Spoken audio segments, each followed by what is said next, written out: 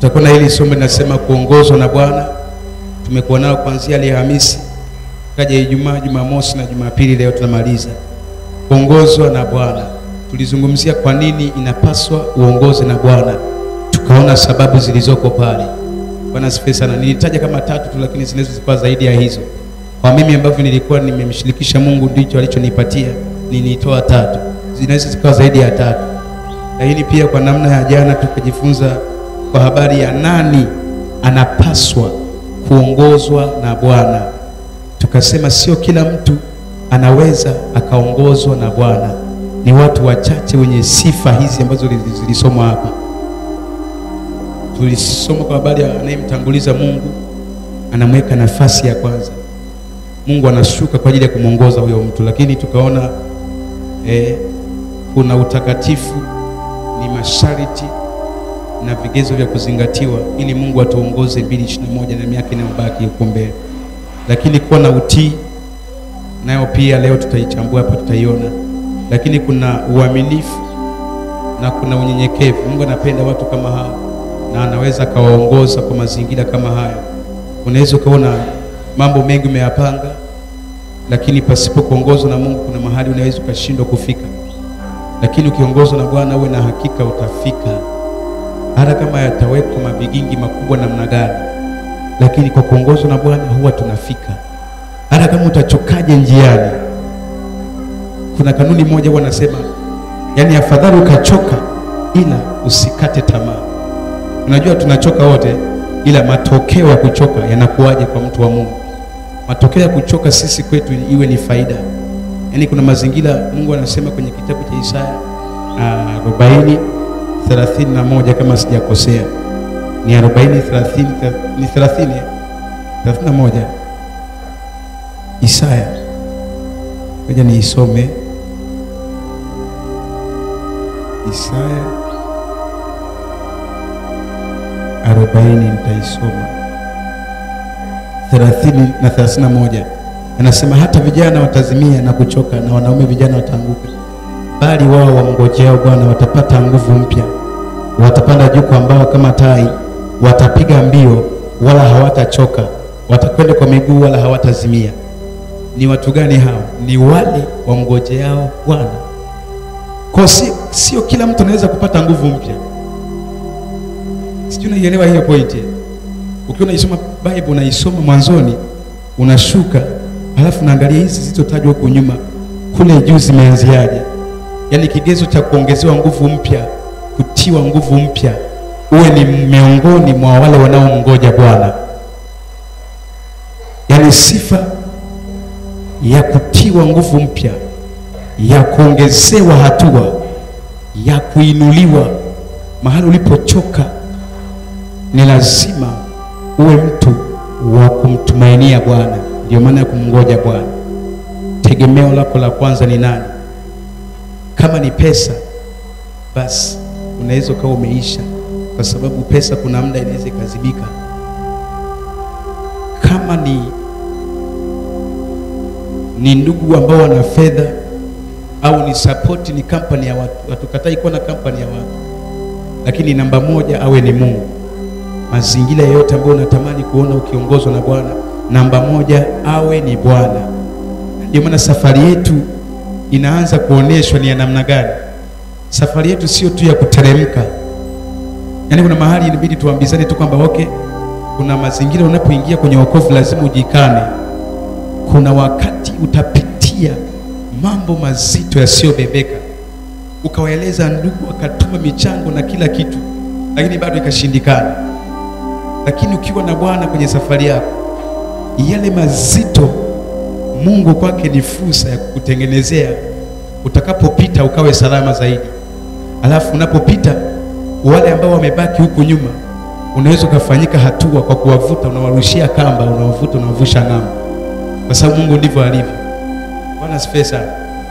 Kwa hiyo usichoke na kanuni ya mtu anayeongozwa na Bwana. Unajua tunasafiri, naamini hilo tunalifahamu. Maandiko yameprove kabisa kuonesha sisi tunapita duniani. Yaani Mungu akamwambia atuelekeze na ile andiko kabisa kusema sisi wenyeji wetu sio duniani ila ni mbinguni. Maana yake nini? Anasema kwamba na hapo ndipo patakuwa na njia kuu ya utakatifu. Ile Isaya ni 30 ngapi ile? Isaya 35 mstari wa 8. Isaya 35 mstari wa 8. 35 mstari wa 8. Anasema na hapo patakuwa na njia kuu, na njia nayo itaitwa njia ya utakatifu. Wasio safi hawatapita juu yake, bali itakuwa kwa ajili ya watu hao wasafilio. Wajapokuwa wajinga hawatapotea katika njia hiyo. Hapo hapata kuwa na simba wala mnyama mkali hatapanda juu yake. Hawataonekana hapo, bali waliokombolewa watakwenda katika njia hiyo.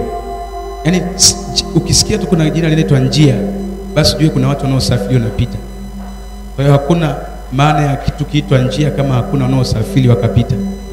Yaani hata kama ungeichonga sehemu njia afu hakuna anayepita, basi sio njia tena. Bwana asifiwe sana. Tunaamini kuna viwanja vingi vimechongwa sehemu, unakuta kuna tangazo limewekwa labda sehemu kwamba hapa hairuhusiwi kupita, maana yake ile sio njia, japo panaonekana pamesafishwa. Kwa hiyo kuna mahali inatakiwa ujiulize, uone kabisa sisi kweli tunafahamika ni wasafiri, na usafiri wetu umegawanyika. Tunaposafiri maana yake tunaelewa kabisa tunasafiri tukiwa hapa duniani, unatoka hatua moja kwenda hatua nyingine. Lakini pia uelewe kabisa kuna safari ile ya kuondoka kwenda kwa Baba. Kwa tunatembea kwenye hayo malengo, tunakuwa tuko salama. Lakini kiongozi wetu wa kwanza awe ni Mungu, wala siwe mtu yeyote. Halafu Mungu anatumia watu pia kutuongoza sisi, na ndio maana kaweka wachungaji. Sasa hilo ni somo jingine pia la namna ya Mungu tungeweza kulinanili vizuri, namna ya kuisikia sauti ya Mungu. Anaweza kukusemesha kupitia wachungaji, kukusemesha kupitia mhubiri, kusemesha kupitia namna yoyote ile ambayo Mungu anaweza kusema na wewe. Na kuongozwa na Mungu, yeye anatuongoza kwa namna ya ishara anazozifanya kwetu. Hawezi akasema jifunue mwenyewe kama yeye atuoneshe kwamba mwanangu njia ndio hii hapa, isipokuwa anaweza kukupatia msukumo wa kutembea katika njia fulani, ukapewa tu msukumo wa kufanya vitu. Kumbe hiyo ndio mwongozo Mungu amekupatia.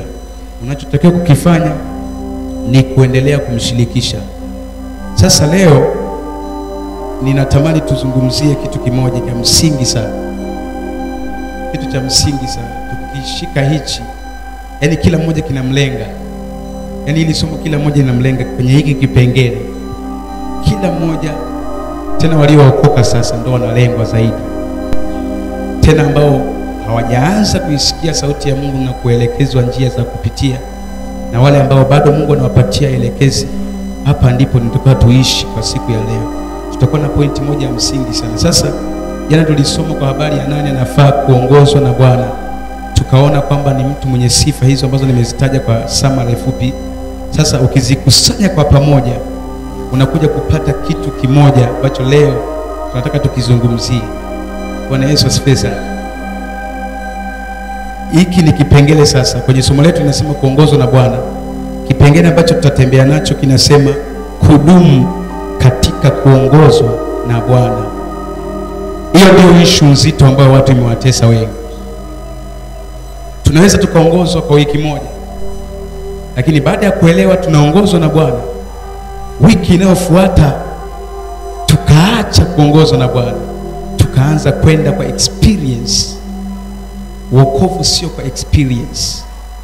Tunaye mwenye experience kupita experience zote, Roho Mtakatifu. Yule akikaa ndani yetu anayasoma mazingira kila wakati. Yeye yuko ng'ambo ya sayansi, yuko ng'ambo ya maprofesa, yuko ng'ambo ya wasoma nyota, yuko ng'ambo ya kila kitu. Anaelewa yaliyopita, yaliyopo na yajayo. Kwa kufanya hivyo, inatupasa tuelewe kuna watu ambao wanaweza kuongozwa kwa miaka miwili, halafu miaka inayofuata wakaacha kuongozwa na Bwana, na mwisho wao huwa ni mbaya kuliko mwanzo. Kuitwa ni kazi ya Bwana Yesu mwenyewe, ila kuwa mteule ni jukumu lako kulisimamia. Unaweza ukaitwa kwa mpaka mafuta wa Bwana kabisa vizuri, na Mungu akaanza kukusemesha mambo mengi ya msingi, akaanza kuelekeza mahali pa kupita, ila kumaintain ule uongozi wa Roho Mtakatifu ni kazi yako. Unaweza ukamruhusu Roho Mtakatifu akae na wewe siku zote, au ukamkataa kwa mazingira unayoyaishi. Tunatamani sana Mungu atembee na sisi, lakini mazingira yetu yanamkataa. Tunatamani sana, tunatamani Mungu atuongoze kwenye utumishi, ila mazingira yetu yanatuonyesha sisi ni waongo mbele za Roho Mtakatifu. Na Roho Mtakatifu haji kwa mtu kwa kumlazimisha, isipokuwa yule mtu ana shauku mbele zake. Kwa hiyo unapotamani kuongozwa na yeye, lazima utengeneze mazingira ya kuwa na shauku. Halafu hiyo shauku iwe ni endelevu. Usiseme nimeongozwa mwaka mmoja, yatosha, experience nishaipata, yatosha. Hakunaga mtu mwenye experience kwenye wokovu hata mmoja. Hata kama nitaishi miaka 200, ndio maana kuna muda hata bishop anaomba, anapiga magoti, anaomba, naingia, natafuta Bwana nifanyeje, kwa sababu anaelewa aliyembeba ndiye mwenye experience zote. Bwana Yesu asifiwe sana. Kwa hiyo tunaongozwa na Bwana kwa sababu ya mambo kama hayo.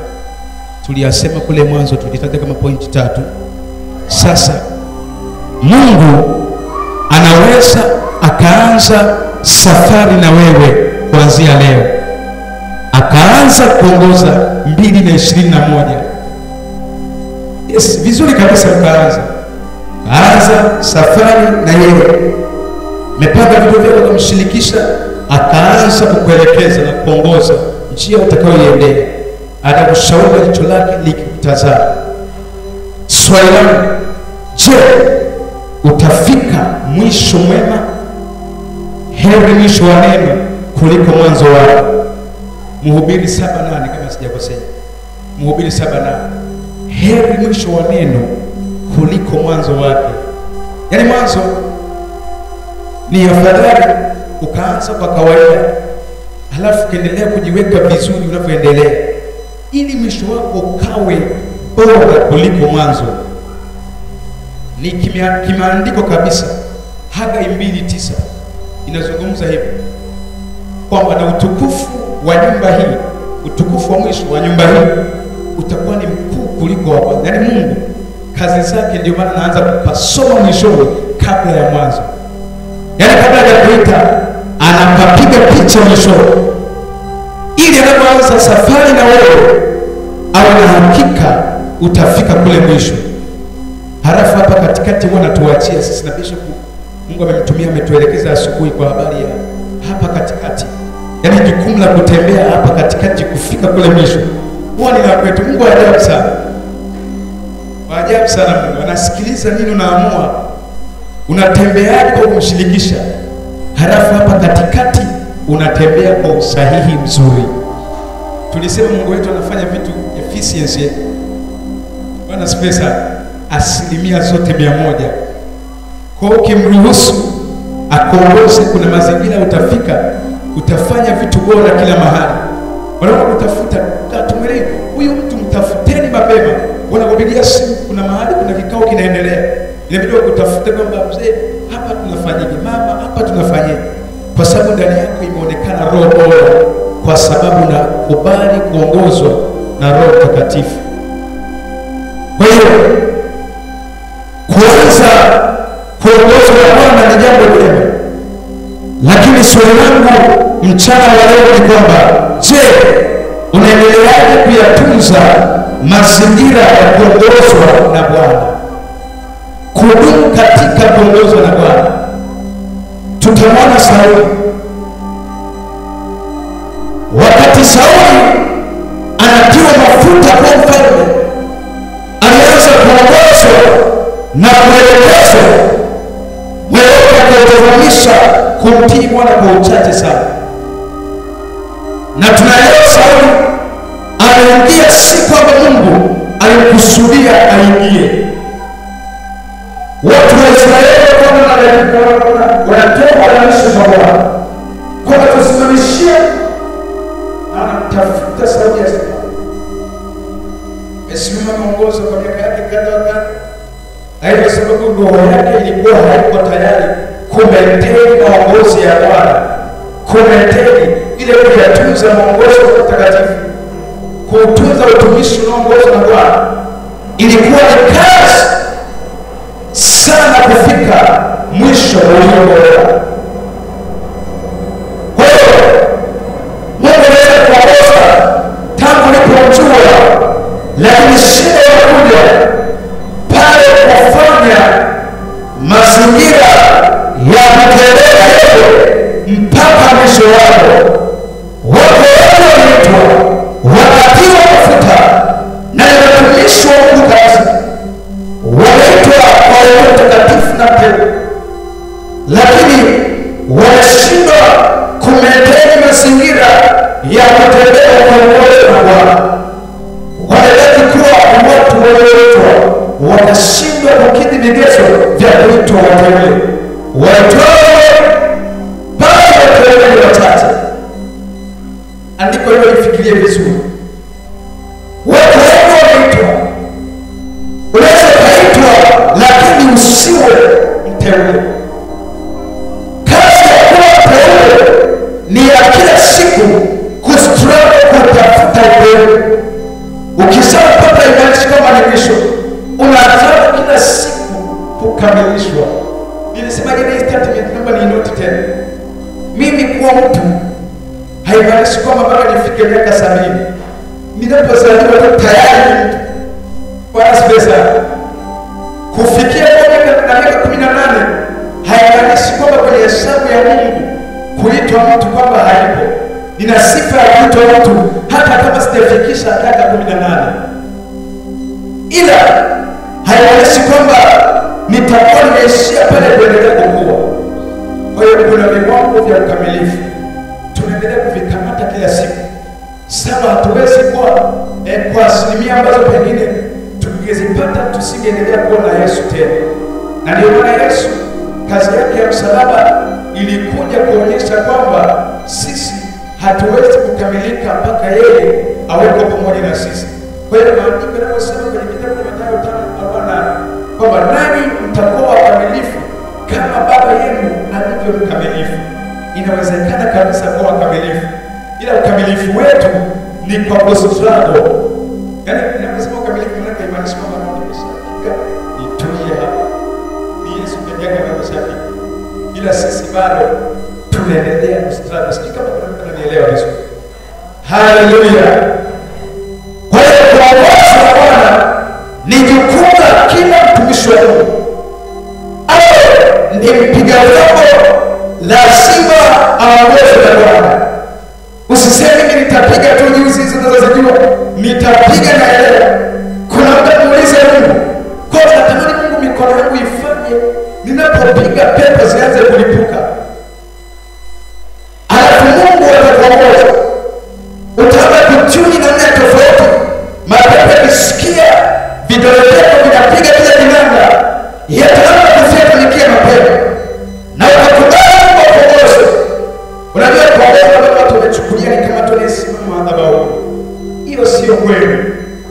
Endelea unapika ile kula. Kuna mtu mwingine mwambie Bwana nifundishe mapishi hapa. Natamani leo nipike leo watu wa kila wakiingia ibadani wakanende wasipo kawaida. Inawezekana, sema amen. Kwa hiyo tusitengeneze limitation.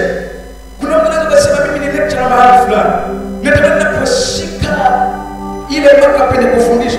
Nikianza kuandika pale introduction pale. Ile introduction part nikianza kuichanganua.